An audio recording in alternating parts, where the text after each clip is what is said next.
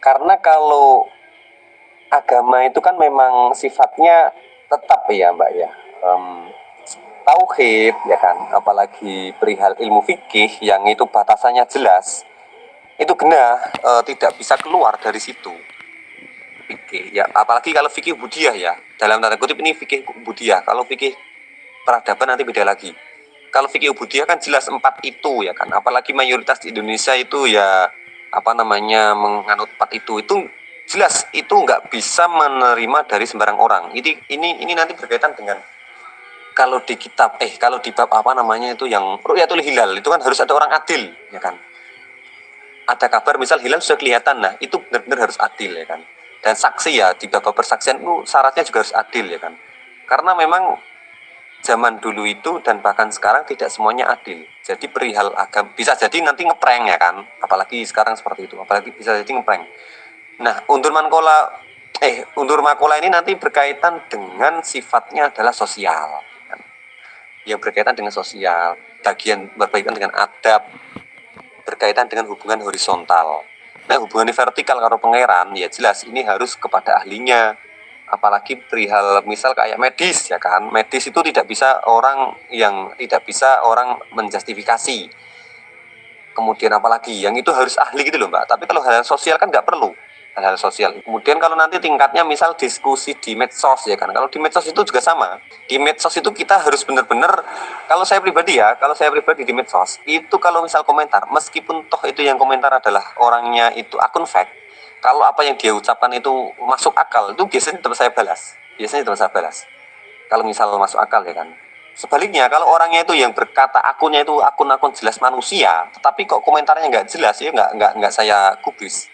Nah, intinya adalah undur makola ini adalah sesuatu yang itu sosial kan, horizontal, hubungannya sesama manusia, hubungannya itu yang tidak berkaitan dengan teologi dan juga ibadah seperti itu.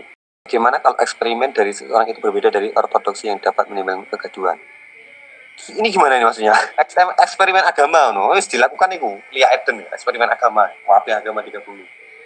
Nggak bisa, kalau perihal dengan agama itu sudah selesai kalau misal agama, kalau perihal agama. Tapi kalau itu penunjang agama, penunjang ibadah, kita naik pesawat untuk haji, kita membuat video yang lebih besar supaya dakwahnya bisa tersiar, itu boleh-boleh saja. Tetapi kalau keyakinan, kalau agama, din sudah selesai, din itu selesai, Al-Quran sudah selesai, atau gimana nih?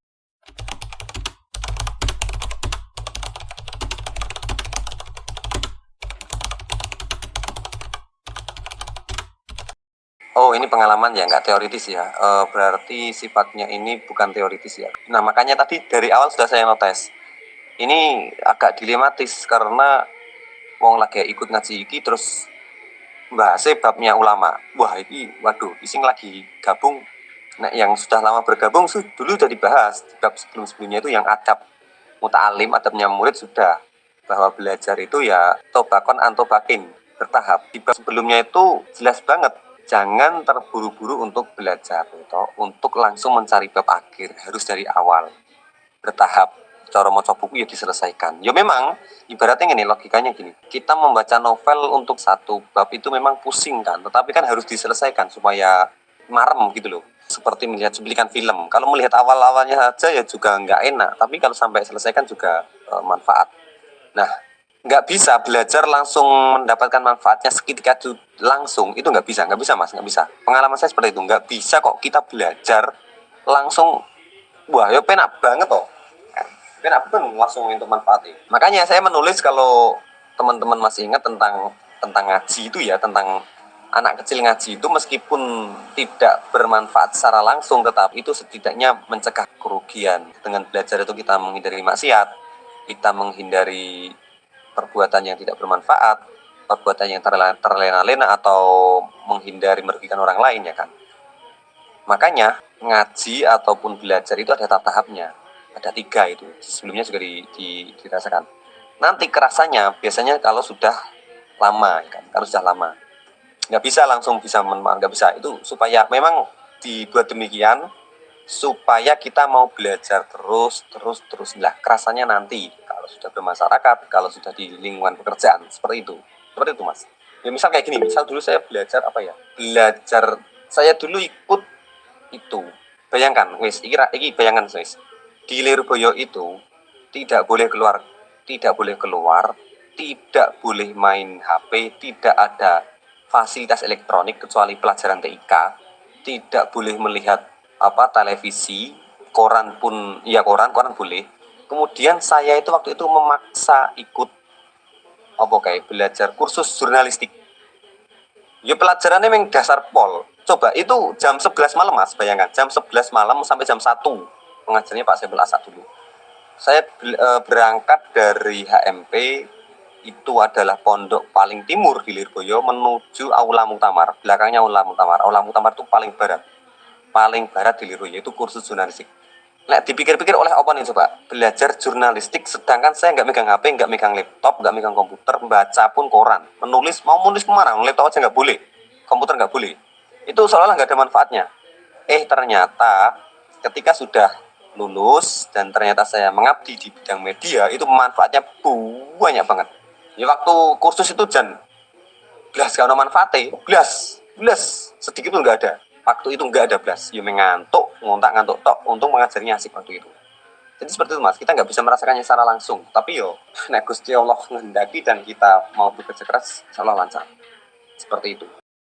Lebih ke teori-teori pemikiran Islam dari orang yang biasanya dicap progresif liberal. Oh boleh, silahkan, nggak apa-apa mas. Itu bagian dari, yang penting ilmiah ya, artinya nggak ngawur, ada kutipan-kutipannya, kemudian ada eksperimen sosialnya, boleh banget. Karena kan di Al-Quran itu afala tatafakarun, afala takilun. Kemudian kalau di kitab tuh banyak lagi. Fata amal tuh angan-angan no dewi, pikiran dewi. Boleh itu.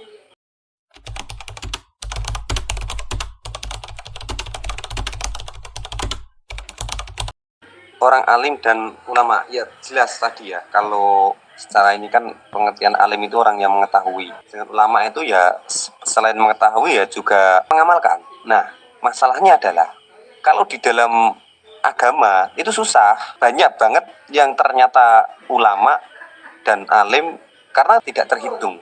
Tidak ada standar yang jelas. Apakah orang alim itu sudah benar-benar ulama? Apakah orang alim itu benar-benar mengamalkan pengetahuannya? Itu kan nggak ada kalau di dalam hal agama itu. Tapi kalau di dalam ilmu dunia itu bisa, misal nih ada Google Scholar, cek, ternyata ada namanya, sudah melakukan riset, kemudian ada hak paten, kemudian ada hak cipta dan lain-lain, itu bisa akuntabel atau bisa dilihat lah. Nah, secara teoritis memang orang alim itu ya memang berpengetahuan luas, berilmu, tapi belum kalau ulama itu ya sudah mengamalkannya. Nah, kalau hal-halnya itu adalah ibadah agama itu susah, tidak bisa dilihat. Kadang ada yang menyembunyikan mengamalkannya karena takut riak. Kadang juga ada yang terang-terangan mengamalkan.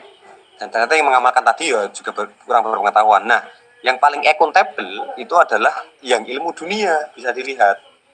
Karena misal kalau dia di Google Scholar, di Scopus jurnalnya apa, karyanya apa, ada hak patennya, ada hak cipta, ada hak yang lain ya kan, bisa dilihat gitu loh, ada eksperimennya. Seperti itu mas. Tapi kalau masnya bisa membedakan, ternyata dia alim dan juga bisa mengamalkan.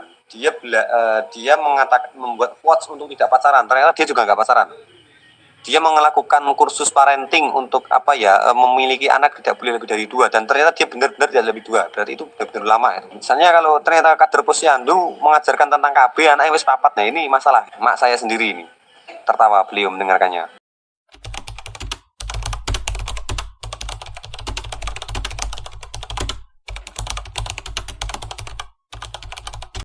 Seperti itu semuanya ilmi ya, kalau kita nggak mengetahui ilmunya. Fal yakul khairon aw liyasmut, wis diam saja, karena bagaimanapun lahmul ulama masmumun, beracun, dagingnya ulama itu beracun. Pomo kita menjelek-jelekan ternyata benar, seperti itu juga nggak ada begitu manfaatnya. Tapi kalau kita menjelekannya ternyata salah, Lah itu juga masalah. Awake dhewe iso kualat. Ya wis nyimak wae, nggak usah ikut campur. Kecuali itu sudah jenengan punya buktinya nih. Delok wong alim ternyata ini korup, misal di yayasannya korup, silahkan bersuara, boleh itu secara pidana, secara hukum apapun boleh itu. Melihat ternyata seorang naudzubillah ya alimnya itu tadi ketahuan selingkuh misalkan, monggo silahkan. Tapi kalau nggak tahu, kan, kalau nggak tahu apa-apa, ya mending diam, kayak nggak duit pekerjaan lain ya toh. Ini nanti berkaitan dengan saya sendiri. Makanya saya itu ketika mengkritik itu berusaha untuk tidak menyebut namanya. Ya bahasanya itu bukan menjelek-jelekan, kalau saya itu mengkritik itu lebih ke arah tambih untuk peringatan dari itu ke arah situ ya teman-teman ya. Jadi kalau nggak punya buktinya, kalau sifatnya menjelek-jelekan, yaudah awal dewi meneng ya, nggak usah memperkeruk, ya kan. Tapi kalau misal nggak terima lah, ternyata yang dijelek-jelekan adalah guru saya, wah ini dilihat lagi, ini dilihat lagi. Bener nggak gurunya jenengan ini berbuat salah? Kalau memang nggak ada masalah, bener belinya ya silakan dibela, boleh banget itu.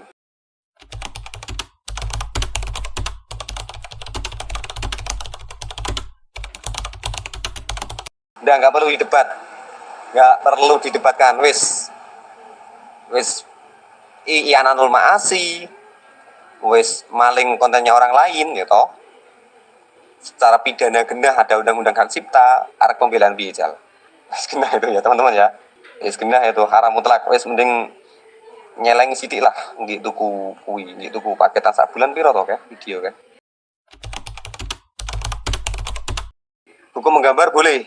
Sing penting sing digambar apapun sing digambar orang alim yang mengajak kebaikan. Nek digambar elek ya aja. Itu ya teman-teman ya. Kurang lebihnya mohon maaf. Wassalamualaikum warahmatullahi wabarakatuh. Kalamu